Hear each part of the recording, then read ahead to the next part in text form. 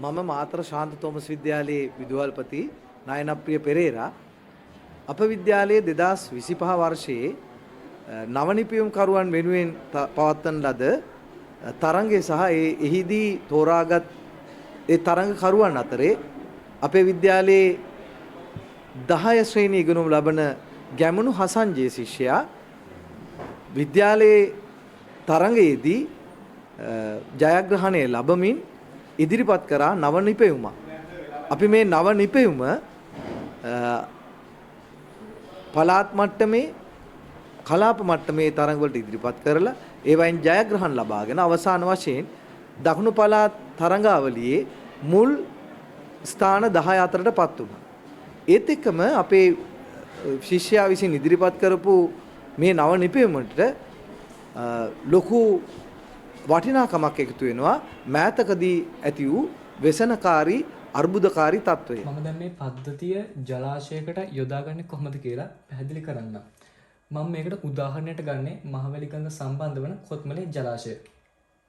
මේ විදිහට කොත්මලේ ජලාශයේ පිහිටීම අපිට පෙන්눔 කරන්න පුළුවන්.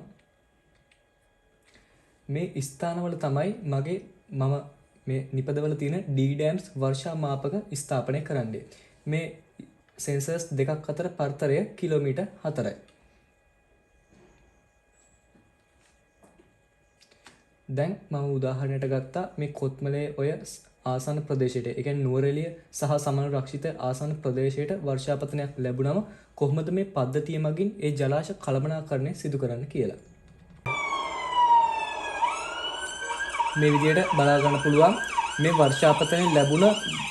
වර්ෂාපතනය ලැබීමේ ප්‍රමාණය මත කොත්මලේ ජලාශයෙන් කොපමණ ජල ස්කන්ධයක් ඉවත් කරන්න ඕනද කියලා මේ පද්ධතිය මගින් මේ ආකාරයට දැනුම් දීමක් සිදු කරනවා. ඒ වගේම පහත් බිම් වල සිටින ජනතාව, පොලිස් ස්ථානවලට, ප්‍රාදේශීය ලේකම් කාර්යාලවලට මේ SMS පණිවිඩ සහ දුරකථන පණිවිඩ හරහා ඒ ප්‍රදේශවාසී ජනතාව සහ අදාළ බලධාරීන් දැනුවත් කිරීමත් මේ පද්ධතිය මගින් සිදු කරනවා.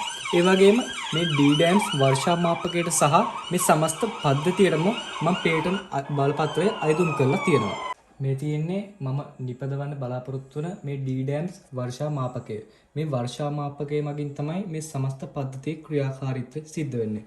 මේ වර්ෂා මාපක මගින් ඍජුවම මේ weather master රොබෝ සමග සම්බන්ධ වෙලා level 2 Nilwala river flood areas පිටමෙද්දල පහත් බිම් ප්‍රදේශ අකුලස්ස පානදුගම අවට පහත් බිම් කඩ්ඩුව මාලින්බඩ අවට පහත් බිම් කිතලගම අවට පහත් බිම් එළබෙන වර්ෂා දත්ත පිළිබඳ දැනුවත් කිරීමක් මේ weather master රොබෝට ලබා දෙනවා. ඒ වගේම සංවේදී පරිසර කලාපවල සහ ඉතාමත් දුර්වල සත්වයින් ඉන්න රක්ෂිත වනාන්තරවල සවිකරන්න මේ වර්ෂාමාන සවිකරන්න ඉතාමත් අපහසුයි.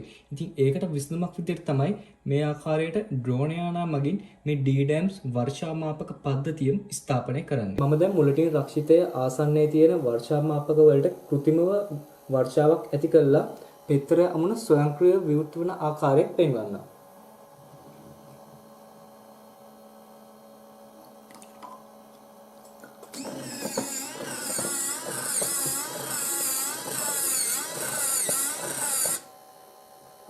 මේ වගේ මේ ගං වතුර තත්ත්වය පාලනය කිරීම සඳහා, ඒ කියන්නේ ගඟට අලුතෙන් එකතු වෙන වතුර ප්‍රමාණය මේ weather master රොබෝ විසින් කැල්කියුලේට් කරලා මේ ප්‍රදේශවාසී ජනතාව සහ ඒ බලධාරීන් දැනුවත් කරපු නිසා මේ රොබෝ දන්නවා ගඟට මෙච්චර වතුර ප්‍රමාණයක් ඇඩ් වුණා. එතකොට ගඟේ ගම් වතුර මට්ටමක් නොවන ගානට නම් මේ වගේ වතුර ප්‍රමාණයක් අපි ගඟෙන් ඉවත් කරන්න ඕන කියලා. ඉතින් ඒක සඳහා මේ පෙත්තර අමුණ ස්වයංක්‍රීය විවෘත වීමක් දැන් සිද්ධ වුණා.